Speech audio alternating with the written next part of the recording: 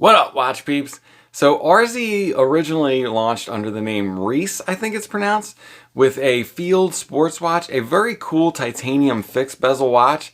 But I believe when they announced the second watch, they rebranded to RZE and changed their logo. A good move, I think, as the new logo is much more fitting with their design and just in generally more attractive.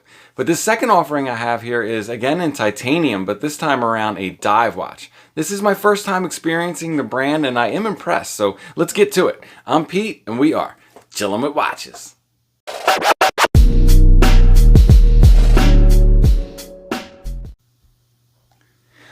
Wrist check, I am wearing that San Martin vintage diver. Man, what an impressive offering for 230 bucks. And look at this. Look how thin this thing wears. I've never seen an NH35 that wears that thin. Great watch. Look for a review on this one coming up soon. But let's dig in here. So this is the RZE Endeavor. Cool packaging. I kind of like these long, thin boxes. You get a neat single watch zipper pouch carrier. And there is their new logo, as opposed to spelled out Reise is what they used to have. And inside you kind of get a pouch for your stuff. And I like this too. This is how you would register your warranty online instead of a warranty card. I don't know if you get a warranty card as well, because I just have this kind of, I don't know if this is a prototype or production model, but this is the loaner for review. And check this guy out. I really like this watch. You see that nice dial texture. So the first thing I noticed about this watch when I took it out of the package was how compact this watch is. I think a lot of times brands will use the fact that the watch is titanium and therefore light as an excuse to not have to worry about keeping the dimensions reasonable. They didn't do that here. This thing is wonderfully compact and look how nice and thin it is. When you do the watch in titanium, as you'll see, and keep it tight like this, you'll end up with a watch that weighs about the same as a titanium G-Shock. It's pretty crazy. So they list this watch as 40.5, which is kind of hard to measure as it has all these facets on the case sides. But at the bezel, it's 39.5 millimeters, and honestly, that's what it wears like. So this model is available in 4 colorways. There's a yellow, gray, white, and blue. And at the time of this recording, they're listed on the site for $419, but it looks like they may have a full retail price of $459. Now, I love the case design used here. When I first looked at these end links, I actually thought it might have been an integrated bracelet. The way the end link angles kind of meet up with all the different facets at the lugs. It's just really cohesive looking. And rather than just rounding out the case sides, you'll see these facets continue through the crown guards. And they even match that on the other side, on the 9 o'clock side of the case. I think the sharp angles really go well with this matte titanium finish. You'll see you have drilled lugs. There's a signed screw down crown. Really nice grip on the crown. That matte finish is always easy to manipulate. And it is running an NH38, so there's no phantom date there.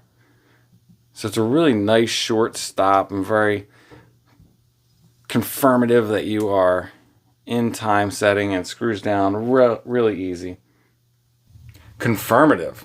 At first I thought I might have made that word up, but nope, it is real and I used it correctly. Now, all the colorways have this full titanium bezel with a very grippy coin edge. Real easy to use. The action is great. It's a very nice, precise 120 clicks. There's no slop either vertically or horizontally in this, and there's only the slightest hair of back play as you advance each click. But once you settle in, you are really rock solid.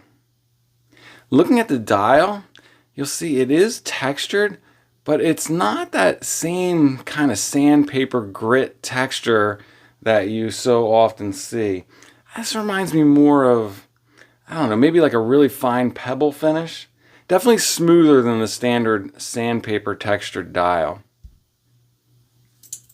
I'm starting to learn that I really love stick markers, and these ones look amazing with those little bits of mint color against the otherwise monotone palette of grays.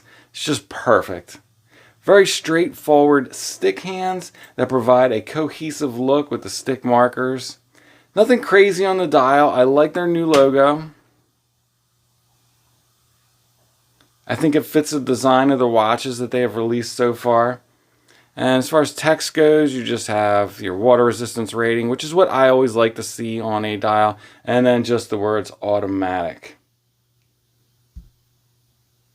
So you have solid 20 millimeter end links on an H-link bracelet.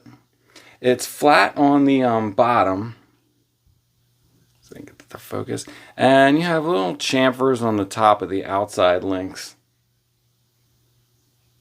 And you have a 20 down to 16 millimeters, so you get that really comfortable 4 millimeter taper, which I think is awesome. You have a friction clasp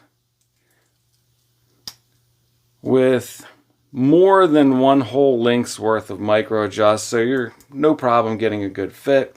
And I think what they've done here is, I think the scissor, if you can see here, is done in stainless steel, so that it can stand up to the wear of opening and closing. But I think this outside case here and the safety fold over are still done in titanium.